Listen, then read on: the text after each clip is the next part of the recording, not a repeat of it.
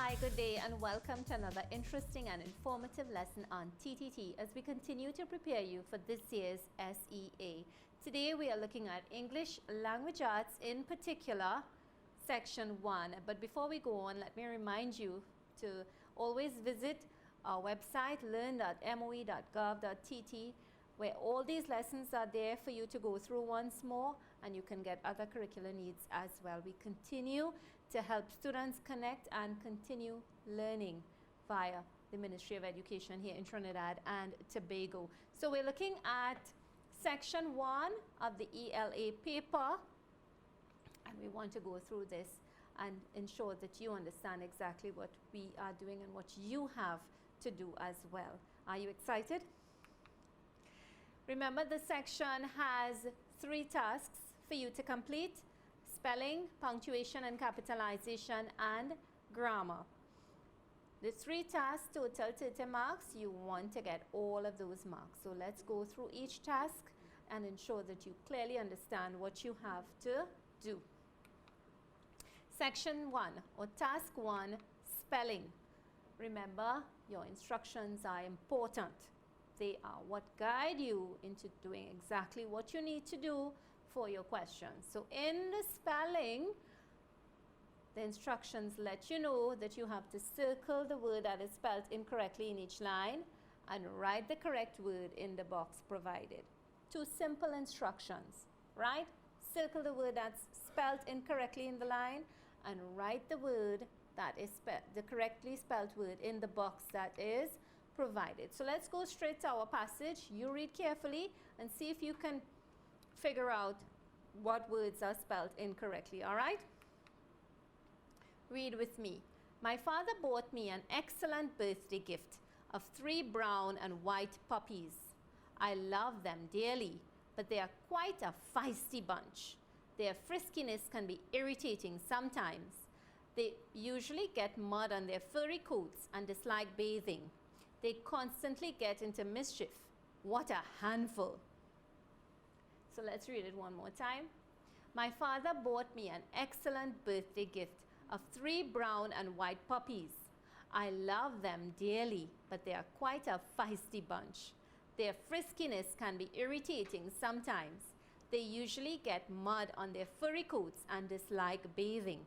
They constantly get into mischief. What a handful. Have you figured out some of the words that are spelled incorrectly?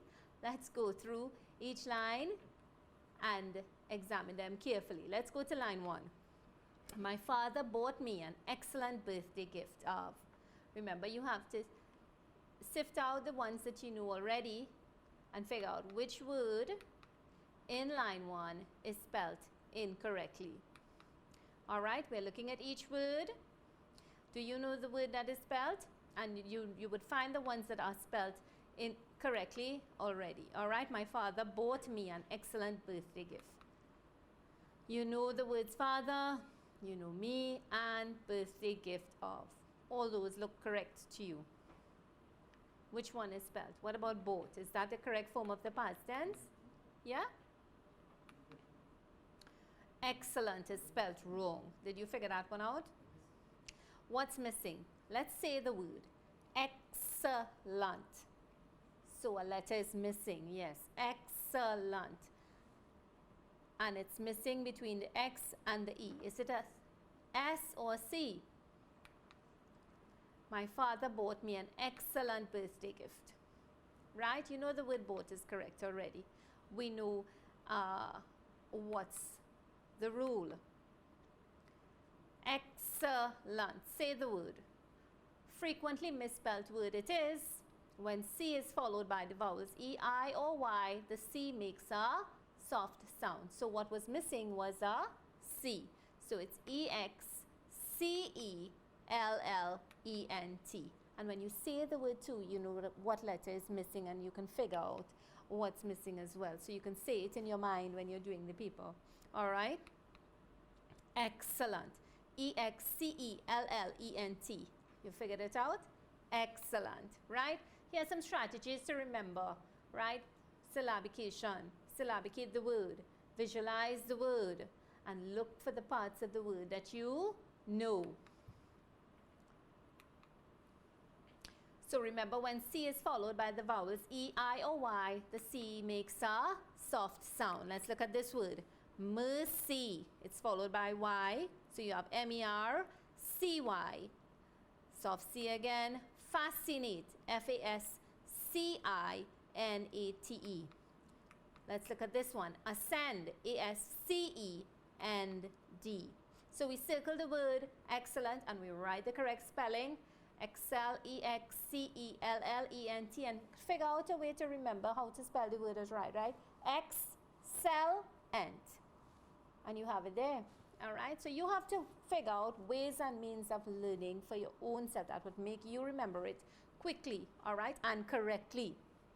Let's move on to line 2. 3 brown and white puppies. I love them dearly. All right? 3 brown and white puppies. I love them dearly. What's wrong there? What's the rule? We are talking about 3 puppies, right? Look at the word puppies carefully. You would have figured out already that it's spelled incorrectly because the ending seems wrong, right? When we are forming the plural, what do? Say the rule in your mind or say it aloud from the comfort of your home, all right? Words ending with Y, with no vowel before the Y, we change the Y to I and add ES. So puppy becomes P-U-P-P-I-E-S. P-U-P-P-I-E-S, all right? Enemy, another example here. Let's form enemies. E-N-E-M I-E-S. E-N-E-M-I-E-S. Good. Let's find the error in line 3. But I love them dearly, but they are quite a feisty bunch. Their friskiness. I love them dearly, but they are quite a feisty bunch. Their friskiness. Which word is spelled wrong there? Yeah? Which word is incorrect? Feisty. Now this is a popular word that is spelled incorrectly, all right? So you need to remember the word. It's a commonly misspelled word. So the correct spelling is F-E-I, not F-I-E. F-E-I-S-T-Y. F-E-I-S-T-Y. E before I. Think of something that will help you remember it, all right? Feisty, or just learn it by heart. F-E-I-S-T-Y, all right? Remember, it ends in S-T-Y as a swelling on your eye, right? On your eyelid. It ends in S-T-Y as a swelling on your eyelid. So a fun fact is about this word is that feisty was associated with a small aggressive dog and not a pig in a sty. So something for you to know, all right? And probably get a smile with. Let's find the correct, the error in line 4. Their friskiness can be irritating sometimes. They usually get mud. Their friskiness can be irritating sometimes. Remember, when you say the word out in your mind as well, you might not be able to say it out loud in the exam room, but when you say it in your mind and you realize that how it is being said, something is wrong with the word, right? There's a letter that's wrongly put there. So right away you know what the incorrectly spelled word is in this sentence. Can be irritating sometimes. They usually get mud, yes. So we don't need an E there. What do we need? It's a frequently misspelled word. You've got to find a way of remembering it. It's not irritating with an E, but irritating with an I. Yeah, irritating with an I. So it's I-R-R-I-T-A-T-I-N-G. I-R-R-I-T-A-T-I-N-G. Visualize, syllabicate. These are ways and means you can use to remember the words, all right? Irritating, and it's a popularly misspelled word, right? Use it when you're playing Scrabble. Make long words with irri to remember. Have fun with the word irri, with the prefix irri, and see what you can do with it to remember it, all right? Irrigating, I-R-R-I-G-A-T-I-N-G, irritability, I-R-R-I-T-A-B-I-L-I-T-Y, irritant, I-R-R-I-T-A-N-T. So you've got to remember it's I-R-R-I-T-A-T-I-N-G. circle the word that's spelled incorrectly and write the correct thing in the box provided. So let's continue with the error in line 5. They usually get mud on their furry coats and dislike bathing. Right away you're seeing the error. Yeah. Let's examine the sentence. What's the rule? They've on their furry coats and dislike bathing. Which word is spelled incorrectly? Bathing. Yeah, it ends with a silent E, and you know the rule. When the word ends with a silent E, we drop the E before adding ing. So we have bathe, B-A-T-H-E. In order to add ing, we have to drop that silent E. So it becomes B-A-T-H-I-N-G. B-A-T-H-I-N-G. Very good. So we circle bathing and we write the correct thing in the box provided without the E. And we go on to line 6. They constantly get into mischief. What a handful. They constantly get into mischief. What's the rule in this line now? What's wrong there? Which word is wrong? Yes, when we are adding full to the end of a word, yeah, the suffix full, we use it with one L. So when the suffix full is added to the end of a base word, we drop one L. So we have hand plus full becomes handful without one L, H-A-N-D-F-U-L. All right? Useful, U-S-E-F-U-L, one L. When full is added to a word at the end, one L is used. So we circle the word handful. We write the correct thing in the box provided with one L. So look through your words now. We have excellent spelled E-X-C-E-L-L-E-N-T. Puppies, P-U-P-P-I-E-S. Feisty, F-E-I-S-T-Y. Irritating, I-R-R-I-T-A-T-I-N-G. Bathing, B-A-T-H-I-N-G. And handful, H-A-N-F-U-L. Look at your words carefully because we want to do our spelling bee. Get your paper and pencil ready and I'll call out the words for you. I'm giving you a couple seconds to get your paper and your pencil.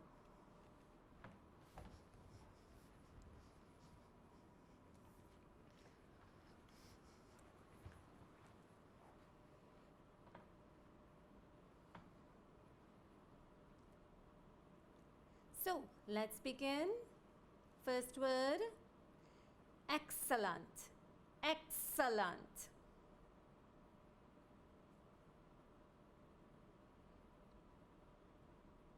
Two, puppies. Puppies.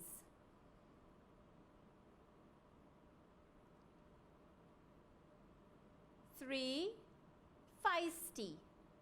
Feisty. 4, irritating. Irritating. 5, bathing. Bathing. 6, handful. Handful.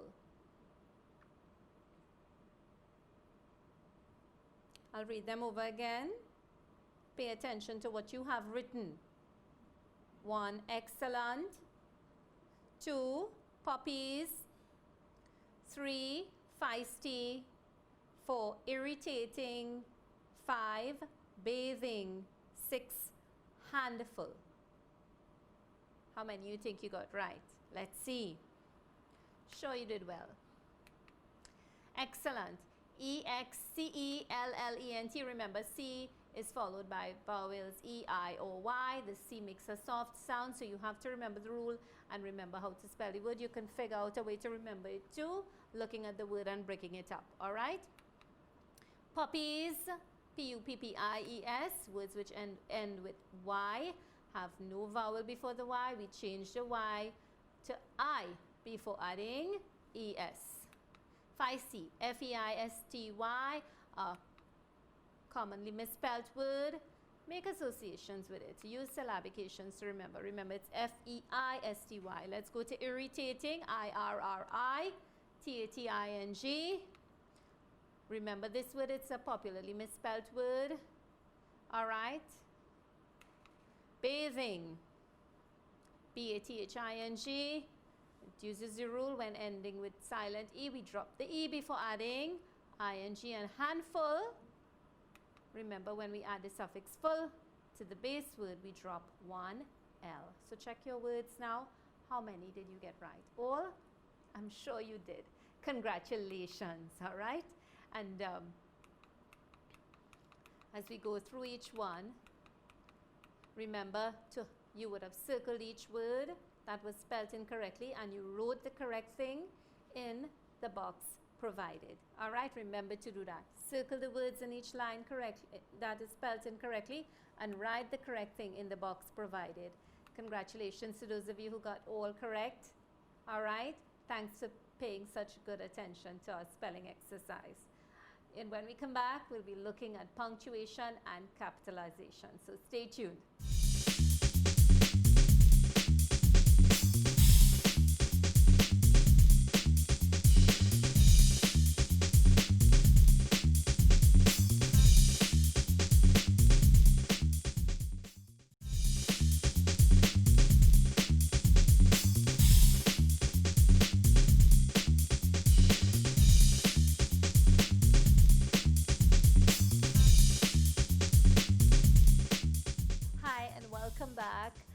Right now we're going to do the second task of your section 1 for our ELA paper, which deals with punctuation and capitalization.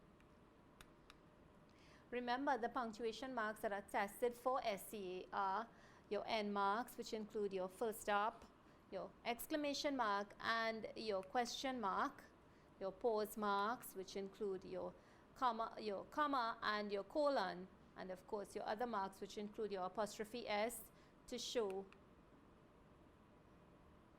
possession, and direct speech, your quotation marks to show direct speech, the actual words of the speaker, or maybe to denote a special name or phrase in your sentence. All right, so you need to master these marks, know when they are used and know when you have to use them as well. So in our instructions for punctuation and capitalization, we have to pay attention to the fact that there's one error per line. A line is not the same as a sentence. You've got to insert the correct mark or letter, meaning you have to write it in the passage yourself. All right, so once you figure it out, you write it. Here are some helpful tips to guide you in ensuring that you do the right thing. Read the entire passage twice.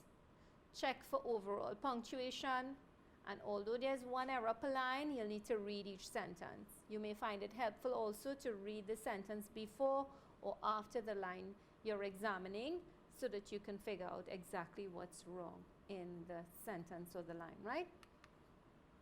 So let's read the passage. Read with me now. "Did anyone do my homework?" asked the teacher. To her surprise, many of the students admitted that they hadn't completed it. Very calmly, with no fuss, Miss Khan began to guide them through the chapters of Caribbean birds. By lunchtime, every child had completed the science project. What a sweet teacher! Let's read it again. "Did anyone do my homework?" asked the teacher. To her surprise, many of the students admitted that they hadn't completed it. Very calmly, with no fuss, Miss Khan began to guide them through the chapters of Caribbean birds. By lunchtime, every child had completed the science project. What a sweet teacher. Have you figured out which punctuation marks are missing, which capital letters are missing? Let's investigate. Line number 7. "Did anyone do my homework?" asked the teacher. Clearly, we're asking a question in this sentence because they're actually telling you that. Ask the teacher. The teacher is asking that question. Did anyone do my homework? Yes, so you probably figure out already that you are missing an end mark, but it's a question mark, yeah? That one was easy. Did anyone do my homework? It goes before the close quotation mark. Remember that, your punctuation mark goes before the close quotation. All right? Did anyone do my homework? Asked the teacher. Congratulations to all those of you who figured it out, probably whilst you were reading as well. All right, remember for direct speech, in this instance, did anyone do my homework? In direct speech, open and close apostrophe marks enclose the actual words of a speaker, and we know this already. So we have our open and close quotation marks. A punctuation mark is needed before the close quotation mark, right? And helpful hints to help us know which one was missing, which end mark was missing, whether it was a full stop, an exclamation mark, or a question mark. We had hints, right? Asked the teacher. So we know that that's a question. Did anyone do my homework? So you know that's a question as well. All right? So the words did and asked indicate that it's a question. So a question mark was missing. So we have, did anyone do my homework? A punctuation mark must be placed before the close quotation, as I said. So our question mark was missing. We know that because we're asking a question. Good. So there we have it. Our first punctuation mark, you write it in your passage. Let's examine line number 8. To her surprise, many of the students admitted. To her surprise, many of the students admitted. Now, when you are reading it too, you realize that there's a pause. Where is the pause? Where is the pause? After surprise. What pause mark is missing? Is it a colon? To her surprise, is that an independent clause? So right away you know what kind of punctuation mark is missing because you read it and you're reading with understanding. Right. It's not an independent clause. It needs just a comma. Yes. Congratulations. So we figured it out. Remember, you must read with understanding. To her surprise, many of the students admitted they hadn't completed it. All right, which is continuing on to the end of the line. And you know you are pausing there. We must insert a comma after an introductory phrase. So to her surprise is an introductory phrase. And so we have our comma after the word surprise and we insert it in. Let's examine line number 9 or number 9. They hadn't completed it. Very calmly with no fuss. Miss. They hadn't completed it. Very calmly with no fuss. What's missing there? You have the word hadn't, which is a, think about it, it's a contraction of what? Had and not. And when we are forming the contraction, what do we use? Yes. We use an apostrophe. Where does the apostrophe go? Between N and T. Yes. So H-A-D-N apostrophe T to show the contraction. Congratulations. You all are really doing well with this punctuation and capitalization. I know this. And I know that you would have read with understanding. Let's remember contractions. A contraction is a shortened form of a word where the apostrophe is used to combine two words into one. They hadn't completed it. Had plus not gives hadn't. So we take out the O and we put an apostrophe to replace that O. H-A-D-N apostrophe T. And there you have your contractions. They're used to shorten words and are useful in our writing. So we put in our apostrophe, we insert it where we have to in the passage, and we move on. Let's examine number 10. Miss Khan began to guide them through the chapters. Miss Khan began to guide them through the chapters. That's her name. Yeah? Miss Khan. So what do we put there? Yes, we have to put a capital K there and give her name the importance that it needs. All right? Proper nouns have that importance of beginning with a capital letter. Right. Miss Khan began to guide them through the chapters. So most of you would have gotten that. Congratulations. A bit of a simple one there with capitalization. Let's remember capital letters are used for proper nouns, the names of people, places, animals, and things, need to be capitalized. Miss Khan began to guide them through the chapters. In line 9, that K has to be a capital K. Yes. Let's move on to line number 11. The chapters of Caribbean birds by lunchtime, every child. Now you looking at it yourself will see you have open quotation, but you're not seeing the closed quotation. So right away you know closed quotation marks are missing, right? Good. We figured that much out. But where are they missing from? How do we figure out? We must know why they are needed. Why are they needed? We are naming the chapters. Yes, she is naming the chapters. We're guiding them through the chapters. And the name of the chapters are Caribbean birds. The name of the chapters are Caribbean birds. So we have the open quotation for Caribbean birds. So now we need the closed quotation. And the closed quotation mark comes before or after the punctuation mark? After the punctuation mark. Congratulations. So we name them correctly, Caribbean birds, and we give them the importance with the open and closed quotation marks. Remember, open and closed quotation marks are used to enclose the title of books, right? And the quoted text is capitalized. Ms. Khan began to guide them through the chapters of Caribbean birds, and by lunchtime every child. So we know the name of the chapters is Caribbean birds. So the chapters would have indicated something to us. Keywords to indicate the name is following, right? And following that will be our name enclosed in quotation marks, right? So we put our closed quotation after the punctuation mark and the full stop in this case. By lunchtime, so we're continuing now. Let's examine number 12. We're at the end of this task. By lunchtime, every child had completed the science project. What a sweet teacher. What's missing there? Right away you're looking at it and you're seeing that the end punctuation is missing at the end of the passage. There's no end mark. So is it a full stop? Is it a question mark? Or is it an exclamation mark?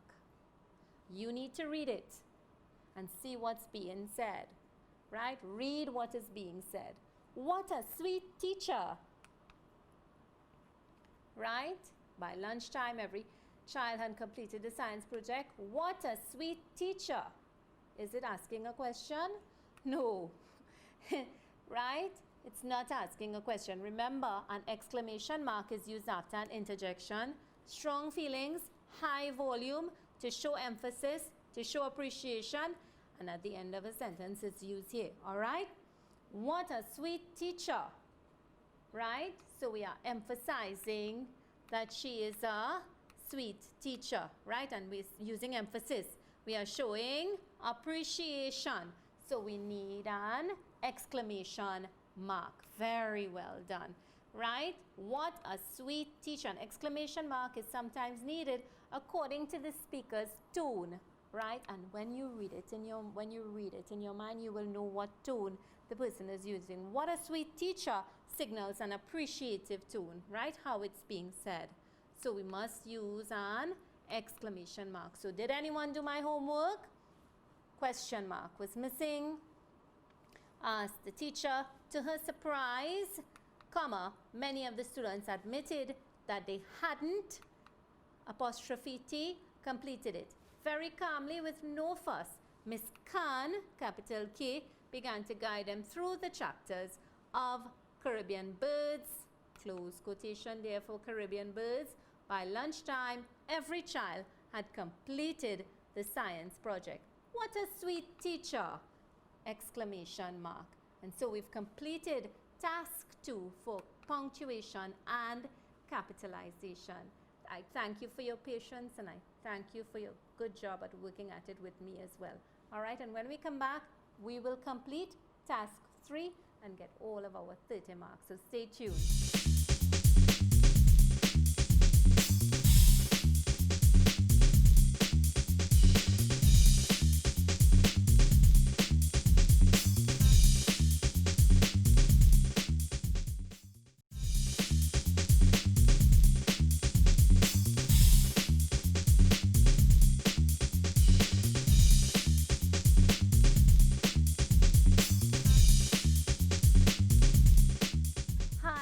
welcome back as we complete section 1 of your English Language Arts paper. We are on to task 3, which is our grammar section. And as we go through our instructions, I need you to note that your instructions are very important. These are what guide you to let you know exactly what you have to do in each task. All right, so for your grammar task, we have one grammatical error in each line, and you must draw a circle around the error and write the correct thing in the box that is provided. So each line has an error. You circle the error once you locate it and write the correct thing in the box that is provided for you. Right? Remember, a line is not the same as a sentence. All right, here are some helpful tips to guide you. Read the entire passage twice. Check for the overall verb tense. Although there's one error per line, you'll need to read each sentence, and you may find it helpful also to read the sentence before, after the line you are examining. So let's examine our passage. Last Thursday, the Standard 5 class traveled to City Mall in a maxi taxi with we teacher. We first found the toy shop, after which we visited the arcade, had great fun there, but then had lunch. Unfortunately, one student got lost in his way to the bathroom. We all searched frantic for him. Thankfully, a security guard, which came to our assistance, found him. Let's read it again. Last Thursday, the Standard 5 class traveled to City Mall in a maxi taxi with we teacher. We first found the toy shop, after which we visited the arcade, had great fun there, but then had lunch. Unfortunately, one student got lost in his way to the bathroom. We all searched frantic for him. Thankfully, a security guard, which came to our assistance, found him. I'm sure my good readers would have gone through already and seen some of the errors, but remember, each line has an error, so we will investigate each line separately, and you should do this too when you are doing your sections. All right, so we are investigating each line separately. Let's find the finite verbs first. This will help us greatly when we are figuring out what's wrong with the passage, all right, in terms of the grammar. So as we look at the verbs in the center in the passage, the Standard 5 class travel, our first verb. In a maxi taxi with we teacher, we first found the toy shop, found, and that's in the past tense, after which we visited the arcade, visited, also past tense, had great fun there, had great fun there, past tense, but then had lunch, past tense again. Unfortunately, one student got lost in his way to the bathroom, got lost, past tense. We all searched frantic for him, searched, past tense. Thankfully, a security guard, which came to our assistance, came, past tense, found him, found, past tense. So, mostly in the past tense, and we'll need this information later, all right? So, most of our verbs are in the past tense, if not all. All right, so let's examine line 13, number 13. Last Thursday, the Standard 5 class traveled to City Mall. So right away, are you noticing what's wrong with that line? The passage, yes, is in the past tense. So all our verbs must be in the past tense. Travel is a present tense verb. So we must put it in the past tense. So we circle travel because that's not past tense, that's present tense. And let's go to our rule. Most regular verbs are formed by adding ed. So we have look plus ed, looked, talk plus ed, talked, right? Looked and talked just have ed added to them, no spelling change to the root word. Some verbs require doubling the last consonant at the end of the base word. This applies to words ending in an unstressed vowel by the letter L. And then we add ed. So, last Thursday, the Standard 5 class traveled to City. The word is travel, right? The root word or base verb. and we're adding L. We must double the L before adding ED. So it's travel, T-R-A-V-E-L-L, E-D. All right, we circle travel and we write the correct thing in the box that is provided, T-R-A-V-E-L-L-E-D. Let's practice some. Let's look at the base verb cancel. If we are adding ED, the base word becomes C-A-N-C-E-L-L plus ED. The base verb dial, we want to form dialed. The base word now becomes D-I-A-L-L, then E-D. Signal, the base word forming the past tense now comes S-I-G-N-A-L-L and then E-D. So we circle the word travel and we write the correct thing in the box provided, T-R-A-V-E-L-L-E-D. Let's examine line 14. In a maxi taxi with we teacher, we first found the toy shop. What's wrong there? Yes, our pronoun sounds wrong. Is this the possessive pronoun? That's correct. We teacher, is we a possessive pronoun? We is what kind of pronoun? Personal pronoun. Yes, so we need the possessive pronoun. It replaces the noun to show ownership, right? So we are talking about whose teacher? We teacher? No. Our teacher. Let's go through the list of possessive pronouns. Possessive pronouns, right, must be used in the right context, right? Possessive determiner is classified as possessive pronoun as it replaces nouns and shows ownership, right? Let's look at our pronouns. We know our personal pronouns. They're quite easy. I, you, he, she, it, we, they. Possessive determiner. My, your, his, her, its, our, their. Possessive pronoun. Mine, yours, his, hers, ours, theirs. But in this case, we have we teacher. We don't need a personal pronoun there. We need a possessive pronoun. And the possessive pronoun that goes with we is our. So it will be, right, we need to show ownership. We, our. Yes, in a maxi taxi with our teacher, right, we first found the toy shop.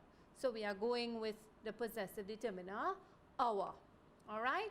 So the word we would be circled and our written in the box that is provided. We don't need a personal pronoun. We need a possessive pronoun. And this is where your rules come in, and you must know your pronouns very good.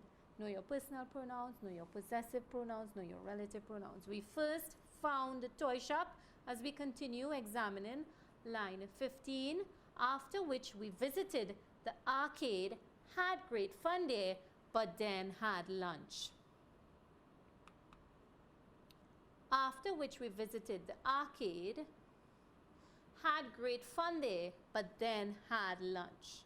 Reading the whole sentence from top to bottom kind of gives you an idea of what's wrong, right? We first found the toy shop, after which we visited the arcade, had great fun there. So we are doing a list of things, right?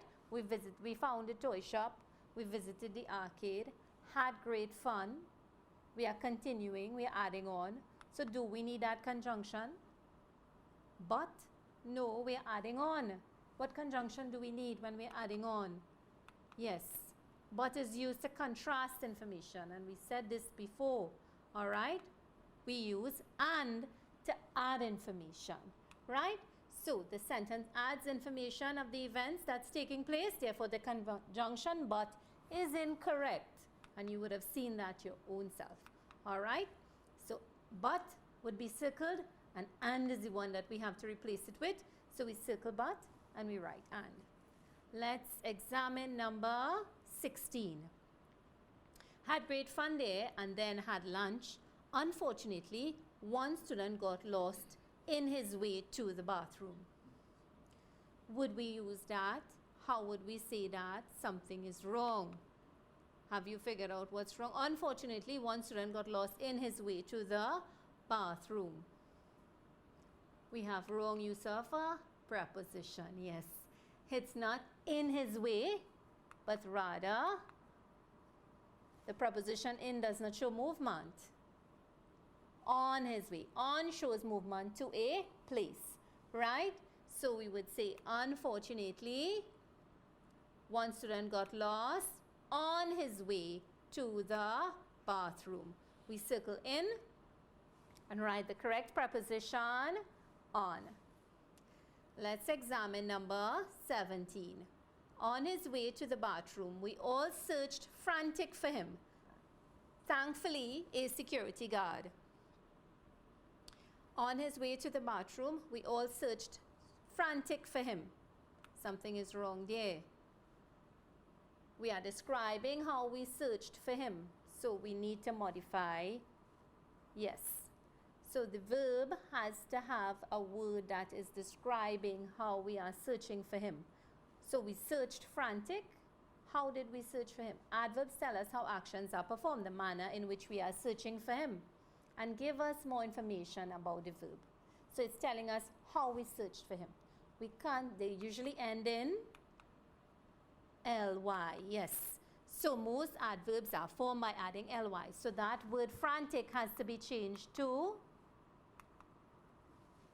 if we are adding ly, frantic has to be changed to frantically. All right? Frantic has to be changed to frantically. So we searched frantically for him. F-R-A-N-T-I-C-A-L-L-Y. And that's our adverb. So we circle frantic and we write the correct thing, frantically. Other examples, sarcastic, sarcastically, right? Look at the spelling. Drastic, drastically. All right? So we circle frantic and write the correct thing. And then we move on to number 18.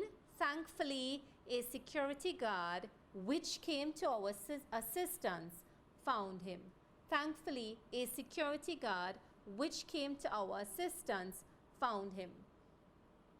Would we refer to the security guard as a witch? Not necessarily, right? So we have, thankfully, a security guard which came to our assistance. How are we referring to the security guard? The relative pronoun here, which is connected to the noun, right? We are referring to the security guard as which, and that is wrong. So we circle it. We need the correct relative pronoun. And from your notes, you would know a relative pronoun is a pronoun that connects a clause or phrase to a noun or pronoun in a sentence. We use who for persons, whom for persons, that for person, animals, and things, which for animals and things, whose for people and animals, and you must know this. All right? So who, this pronoun refers to the subject of the sentence, right? I, he, or she. Whom, this pronoun refers to the object, right? Him, her, or us. What are we going to use here? Who is correct? The subject, security guard, doing an action. He, right? So when we are doing an action, he can replace the subject. The security guard, he came to our assistant. So who came to our assistant? So the relative pronoun is who there that's needed and not which. So we circle which and we write who. So let's go over the verb there. Traveled was written in the present tense, so we had to write it in the past tense to conform with the rest of the passage, which was written in the past tense. T-R-A-V-E-L-L-E-D. In number 14, we had the wrong use of the pronoun. We had a personal pronoun and we needed a possessive pronoun. Our teacher and not we teacher. O-U-R. Circle your we and put our in the correct box. We first found a toy shop, after which we visited the arcade, had great fun there, and then had lunch. So the correct conjunction there would be and, because we are adding on information. Unfortunately, one student got lost on his way and not in his way. We have to know when to use our prepositions. To the bathroom. We all searched frantically for him. The manner in which we searched was frantically. So we needed an adverb there. We put in our LLY with the correct spelling. Thankfully, a security guard, who came to our assistance, found him. So which was wrong, and we put in the correct relative pronoun, which is who. And there you have it. All 6 grammar errors figured out, and the correct thing written in their boxes. Remember to ensure that you check and make sure you circle the correct thing in each line, and each line has a word that is circled, and it also has the correct word written in the box that is provided, because this would mean that you are following your instructions to a T. So let's look at our rules. Past tense, double the last consonant L of base word and then add ED. So we have traveled, TRAVELLED. Use possessive pronouns accurately in a maxi taxi with our teacher and not with we teacher. All right? Conjunctions in context and adds information but contrasts information. Had great fun there and then had lunch. Right? So using but there would have been wrong. Use prepositions accurately. In is an existent place. Inside, on can be used for position or movement to a place. One student got lost on his way and not in his way to the bathroom. And we'll create adverbs with words ending in IC. We add ALLY. So this is a rule that you must know for spelling as well, all right? Create adverbs with words ending in IC. So frantic becomes frantically. We all searched frantically for him, right? And not searched frantic for him. Use relative pronouns accurately. Who refers to a person and the subject of the sentence. He can replace the subject. So the security guard who came to our assistance and not which came to our assistance.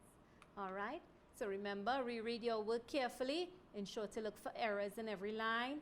Make sure you have all your lines, your errors correctly circled and the right things written in the box provided. Thanks so much for paying attention. Hope you enjoyed today's lesson. Looking forward to being with you at another time. Be sure to look on at TTT, where we're taking care of all your SEA needs with the Ministry of Education here in TNT.